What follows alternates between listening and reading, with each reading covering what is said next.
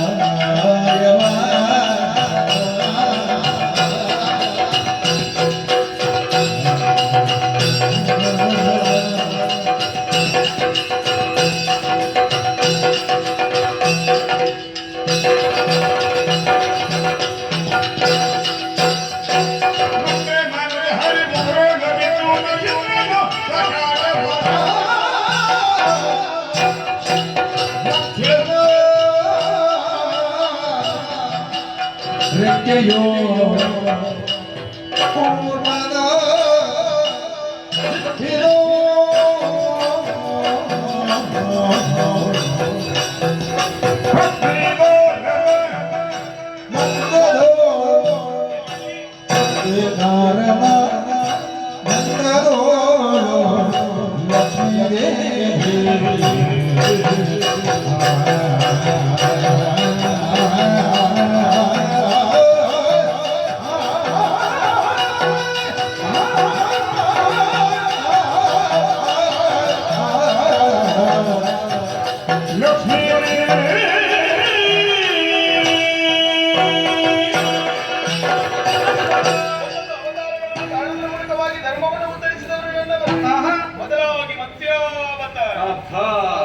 ಯಾವುದು ಮತ್ಸ್ಯ? ಮತ್ಸ್ಯ ಅಂದ್ರೆ ಮೀನಲ್ಲ. ಮೀನಂತ ಹೇಳಿದ್ರೆ ಇದು ಗಂಡ ಒಂದು ಸಾಮಾನ್ಯ ಮೀನು. ನನ್ನ ದೇವರು ತಾಳಿದಂತಹ ಅವತಾರ. ಮತ್ಸ್ಯ ಮತ್ಸ್ಯ ಅಂತ ಹೇಳಿದ್ರೆ ಮೀನು ಅಂತ ಹೇಳಿದ್ರೆ ಸಾಮಾನ್ಯ ಅದು ದೇವರ ಅವತಾರ. ಯಾರನ್ನು ಕೊಡುವುದಕ್ಕೆ ಬೇಕಾಗಿ ತಮಾಸುರ. ತಮಾಸ ಆ. ಲೋಕ ಕಂಠಗಳಾಗಿ ವೇದಗಳನ್ನು ಕಟ್ಟುತ್ತಿರುವಂತಹ ಸಮಯದಲ್ಲಿ ಆ. ವಂಚಿಸುವುದಕ್ಕೆ ಬೇಕಾಗಿ ಶ್ರೀ ಹರಿಯ ಮತ್ಸ್ಯಾವತಾರವನ್ನು ತಾಳಿತು. ಹೌದು. ಹೇಗೆ ಬಂದದ್ದು? ಕಾಲಲ್ಲಿ ಒತ್ತ, ಆಹಾ. ಬಾಯಲ್ಲಿ ಕಚ್ಚಿಯ, ಮತ್ತೆ ಹೇಗೆ? ಹಾ, ರೆಕ್ಕೆಯಲ್ಲಿ ಬಡಿಯುವುದರ ಮೂಲಕವಾಗಿ ತಮಾಷೆ ವಧೆ. ಹೌದು. ಆ ರೆಕ್ಕೆ ಯಾರು ಗೊತ್ತಾ? ಯಾರು? ಬೇರೆ ಯಾರಲ್ಲ, ಆ ರೆಕ್ಕೆ ನಾನೇ. ಅವರಿಗೆ ಅಂತೆ. ಹೌದು, ಅವರೆಕ್ಕೆ ನಿಮಗೆ ಹಾಕಿದ್ದು ಅಂತಲ್ಲ ಪ್ರಾಸ. ಅಲ್ಲ, 5 ಇತ್ತು, 5 ಪ್ರಶ್ನೆ ಇತ್ತು. ಹಾ. 5ರಲ್ಲಿ ಒಂದು ಹೋದದ್ದಲ್ಲ. ಹಾ. ಇನ್ನು 4 ಒಂದು ಕಳೆದುಕೊಂಡವ. ಹೋಗಲಿ. ಹಾ. ಒಂದು ಹೋದ್ರೆ ಇನ್ನು 4 ಉಂಟಲ್ಲ. ಹಾ, ಇರ್ಲಿ. ಎರಡನೇ ಅವತಾರ ಯಾವುದದು? ಕೂರ್ಮ. ಹಾ, ಬೇಕಾಗಿ ಮಂದರಾತ್ರಿಯನ್ನು ಎತ್ತುವುದಕ್ಕೆ ಬೇಕಾಗಿ. ಸುರಾಸುರ ಸಮುದ್ರ ಮತ ಮಾಡುತ್ತಿರುವಂತಹ ಸಮಯದಲ್ಲಿ ಹಾ.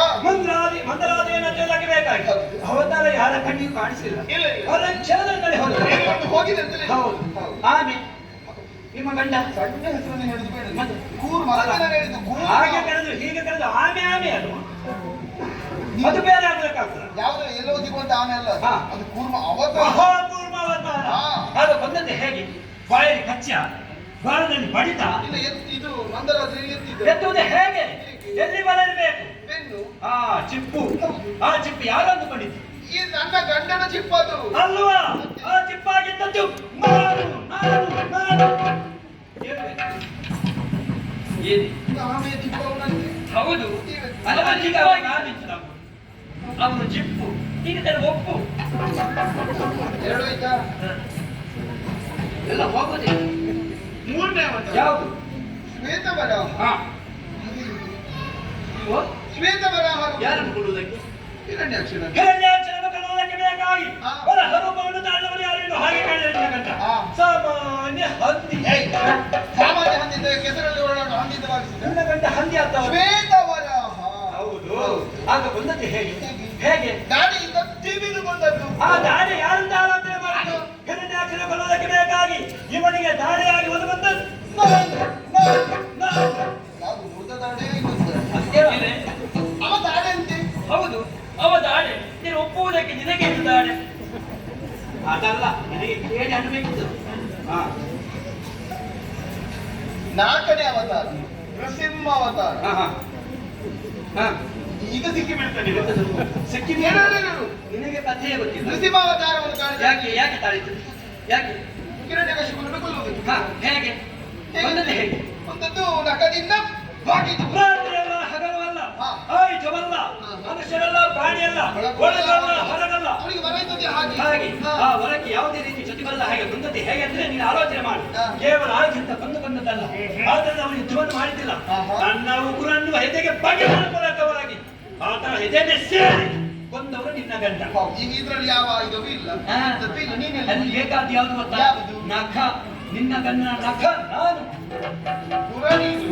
ಹಾ? ಇವನ ಅಕ್ಕರಂತೆ. ಹೌದೇ, ಅವನು ನಕ. ಅದನ್ನ ಸಿಕ್ಕಿದ್ದು ಪ್ರಾಣನಿಗೆ ಸುಖ, ಇವನಿಗೆ ಸಖ.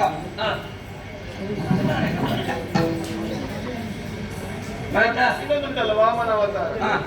ಹಾಗೆಲ್ಲಿದ್ದೆ ನೀನು? ಸಣ್ಣ ಮಾಡಿ. ಹೌದು. ಸಣ್ಣ ಮಾಡಿ. ಹೌದು, ಬಲಿಯನ್ನು ಪಾತಾಳಕ್ಕೆ ತಳ್ಳುವುದಕ್ಕೆ ಬೇಕಾಗಿ ಈ ರೂಪವನ್ನು ತಾಳಿ ಬಂದದ್ದು. ಹೇಗೆ ಕೈಯನ್ನು ಒತ್ತಿ ಪಾತಾಳಕ್ಕೆ ಇಲ್ಲ ಕಳುಹಿಸಿ ಇಲ್ಲ ಇಲ್ಲ ಇಲ್ಲ ಇಲ್ಲ. ಅದು ಬಾಯಿಂದ ಕಚ್ಚಿ ಮತ್ತೆ ಹೇಗೆ? ಪಾದದಿಂದ ತೊಳೆದು. ಆ ಪಾದ ಯಾರಂತ ಆಲೋಚನೆ ಮಾಡಿತು? ನನ್ನವರ ಪಾದ. ನಿನ್ನವರ ಪಾದ ಅಲ್ಲ. ಆಮೇಲೆ ಪುಣ್ಯ ಪಾದ ಅಂತ ಬಂದದ್ದು. ಆ ಪಾದ ಯಾರು ಗೊತ್ತಾ? ಆ ಪಾದ ಈ ಸುದರ್ಶನ. ಎಲ್ಲ ಅವನೇ ಅಂತ ನೀವೇನು ಅವನ ಪಾದ ನಿನ್ನ ಪಾದ ಉಳಿದಿದೆ.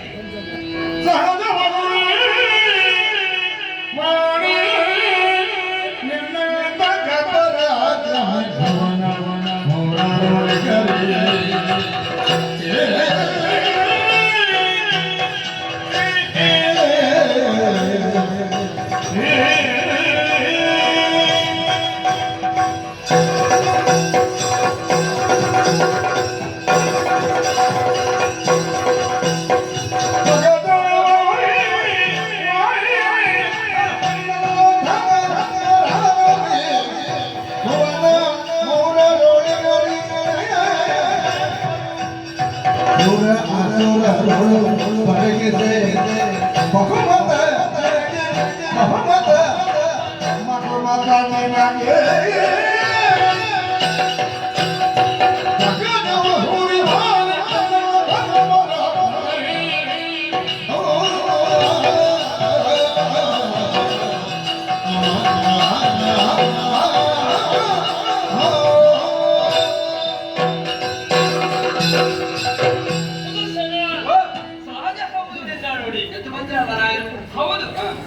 ಈಗ ನೀನು ಬಂದದೊಡದಾಯ್ತು. ಹಾ. ಯಾಕೆ ಬಲ್ಲೆಯ? ಯಾಕೆ? ಈ ವಿಚಾರ ಲಕ್ಷ್ಮಿಗೆ ಗೊತ್ತಿರಲಿಲ್ಲ. ಅದೇ ಎಲ್ಲವನ್ನು ಬಿಡಿಸಿ ಹೇಳಿದೆಯಲ್ಲ. ಹಾ. ಇದೆಲ್ಲ ಆದದು ನಿನ್ನಿಂದಲೇ. ದಾನವರನ್ನು ತರುವುದಕ್ಕೆ ಹಾ. ಮೂರಕಾರ ನೀನು ಹಾ. ಎಂಬಂತ ಈ ವಿಚಾರ ಲಕ್ಷ್ಮಿಗೆ ಅರಿಯದೇ ಹೋಯಿತು. ಸಕಲಕ್ಕೆ ಬಂದು ನಿಲ್ಲಿಸಿದೆಯಲ್ಲ. ಹಾ. ನೀನಿದ್ದ ಕಾರಣ ನಾನಿದ್ದೇನೆ. ತಿರುಚಿದ್ದಲ್ಲ ತಿಳಿಸಿದ್ದು ನಾನು. ಹೌದು, ಹಾ. ನಿಜ. ಆದ್ರೂ ಒಂದು ವಿಚಾರ, ಇಷ್ಟೆಲ್ಲ ಮಾತಾಡ್ತಾ ಇದ್ದಿ, ಹಾ. ನಿನ್ನನ್ನು ವೀರನು ಧೀರನಂತ ಕೊಂಡಲೇಬೇಕು. ಹಾ. ಯಾಕೆ ಬಂದ? ಯಾಕೆ? ಮೂರು ಲೋಕದಲ್ಲಿ ನಿನ್ನಂತ ವೀರನು ಯಾರೂ ಇಲ್ಲ. ಹಾ. ನಿನಗೆ ಸಮಾನನೂ ಯಾರಿಲ್ಲ. ಸರಿ, ಇಷ್ಟೆಲ್ಲ ಮಾತಾಡಿಕೊಂಡೇ ಅಲ್ಲ, ನೀನೇ ದೊಡ್ಡವನೆಂಬುದನ್ನು ಒಪ್ಪಿಕೊಂಡಿದ್ದೀನಿ. ಹಾ. ನೀನು ಬೇಸರ ಮಾಡಬೇಡ. ಹಾ. ಅವನಿಗೆ ತಿಳಿಯದೆ ನಿನಗೆ ಬೈದಿರು. ಹಾ. ದೇವರೇ, ನಿಜವಾಗಿ ನಿಮ್ಮ ಬಗ್ಗೆ ಅತೀವವಾಗಿರೋ ಅನುಭವನ ಅಭಿಮಾನವು ನನಗಿದೆ. ಹಾ. ನಾನು ಬಂದದ್ದು ಯಾಕೆ ಗೊತ್ತಾ? ಯಾಕೆ? ನಮ್ಮ ತಿರುಗಾಟ ಯಾವಾಗಲೂ ನಿಮ್ಮ ಜೊತೆಯಲ್ಲಿದ್ದೇನೆ. ಹೌದು. ಎಷ್ಟು ಸಮಯದಿಂದ ನಿಮ್ಮನ್ನು ನಾನು ಅರಿತಿದ್ದೇನೆ, ನನ್ನನ್ನು ಅರಿತಿದ್ದೆ. ಅವಳಿಗೆ ಗೊತ್ತಿಲ್ಲಲ್ಲ. ಇತ್ತೀಚೆಗೆ ಬಂದವರು ನಮ್ಮ ಬಗ್ಗೆ ಮಾತನಾಡ್ತಾರೆ, ನಮಗೆ ಸಿಟ್ಟು ಬರುವುದಿಲ್ಲ. ನೀನು ಬೇಸರ ಮಾಡಬೇಡ. ಹಾ. ಧೈರ್ಯವಾಗಿ ಹಾಗೆ ನೀನು ಇನ್ನು ನಿಮ್ಮ ಜೊತೆಯಲ್ಲಿರುವುದಕ್ಕಾಗ ಯಾವತ್ತು ನನ್ನ ಅಭಿಮಾನಕ್ಕೆ ಭಂಗ ಉಂಟಾಯಿತು ಮತ್ತೆ ನಿಮ್ಮ ಜೊತೆಗೆ ಇರುವುದಿಲ್ಲ. ಈಗ ವೈಕುಂಠದಲ್ಲಿ ಇರುವುದಿಲ್ಲ. ಅದು ವೈಕುಂಠವನ್ನು ಬಿಟ್ಟು ಹೋಗದಂತೆ ಮೇಲೆ ಮತ್ತೊಂದು ಲೋಕ ಇಲ್ಲ. ಹೌದು. ಇನ್ನು ಇಳಿಯುವುದಾದ್ರೆ ಕೆಳಗಿಳಿಬೇಕು. ಕೆಳಗಿರಬೇಕು. ಕೆಳಗಿಳಿದ ಕೆಳಗೆ ಮನಸ್ಸಿಲ್ಲ. ಕೆಳಗಿರುವಂತ ಜನ ವಿಸ್ತಾರವಾಗಿರುವಂತಹ ವೈಕುಂಠದಲ್ಲಿ ಸುತ್ತಾಡಿಕೊಳ್ಳುತ್ತಿದ್ದೇನೆ ನಾನು. ಹಾ. ಹಾಗೆ ನೀನು ಆಲೋಚನೆ ಮಾಡಬೇಡ. ಅವಳು ಇರುವುದಿಲ್ಲ. ಇನ್ನ ಪಾರಿಗೆ ಎಲ್ಲಾದ್ರೂ ಕಷ್ಟ ಬಂದರೆ ಅಲ್ಲ ಬರ್ಲಿಕ್ಕಿಲ್ಲ ಅಂತ ಆಲೋಚನೆ ಮಾಡಬೇಡಿ. ಯಾಕೆ ಗೊತ್ತಾ? ಹಾ. ಇನ್ನು ಪ್ರಚಾರ ಆಗ್ತದೆ. ಹೇಗೆ? ಶ್ರೀಹರಿಯ ಕೈಯಲ್ಲಿ ಸುದರ್ಶನ ಇಲ್ಲ. ಹಾ. ಇನ್ನು ಏನಾದ್ರೂ ಮಾಡಬಹುದೆಂತ ಎಲ್ಲರಿಗೂ ಗೊತ್ತಾಗ್ತದೆ. ಕೆಲವರೆಲ್ಲ ಆಲೋಚನೆ ಮಾಡ್ತಾರೆ. ಹೌದು. ಆ ಸಮಯದಲ್ಲಿ ಸುದರ್ಶನ ಅಂತ ಒಂದು ಕರೆದ ಸಾಕು, ತಟ್ಟನೆ ಪ್ರತ್ಯಕ್ಷ ಆಗ್ತದೆ. ಹಾ. ಪ್ರತ್ಯಕ್ಷವಾಗಿ ಪರೋಕ್ಷವಾಗಿ ನಿಮ್ಮ ಕಷ್ಟವನ್ನು ದೂರ ಮಾಡೋದಕ್ಕೆ ನಾನಿದ್ದೀನಿ. ಧೈರ್ಯ ಬಂತು. ಆದ್ರೆ ಒಂದು, ಹಾ. ಇನ್ನು ಆಚೆ ಹೋದ ಮೇಲೆ ಹಾ. ನನ್ನ ಸುದ್ದಿ ಎಲ್ಲಿಯಾದ್ರೂ ಮಾತಾಡಿದ್ರೆ ಯಾರು? ನೀವು ನಾನು ಮಾತಾಡಿದ್ರೆ ಮಾತಾಡ್ಲಿಕ್ಕಿಲ್ಲಪ್ಪ. ಹಾ. ನನ್ನ ಬಗ್ಗೆ ಈ ವಿಷಯ ತಿಳಿದುವುದವನೇ. ಅಂದ್ರೆ ಆಯ್ತು. ಅಮ್ಮ ಏನು ಏನು ಇದು ಬೇಸರ ಆಯ್ತಾ? ಆಗದಿರ್ತದ? ಯಾಕೆ ಬೇಸರ? ಮತ್ತೆ ಅವನೇ ಮೇಲು ಎನ್ನುವ ಹಾಗೆ ಹೇಳೋದಕ್ಕೆ ಹೊರಟ್ರೆ? ಹೌದಪ್ಪ, ಗಂಡನ ಬಗ್ಗೆ ಇಷ್ಟೊಂದು ತಿಳಿದುಕೊಂಡಿದೆ ನೀನು. ನಾನು ಉಳಿದಂತಹ ನಾಟಕದ ಒಂದು ಘಟಕ ಮುಗಿಯಿತು. ಒಂದು ಮುಗಿದ್ದಲ್ಲ, ಇನ್ನೂ ಉಂಟು. ನೋಡ್ಬೇಕಲ್ಲ. ನಿರೀಕ್ಷೆಯಲ್ಲಿರೋಣ. ನಿರೀಕ್ಷೆಯಲ್ಲಿ.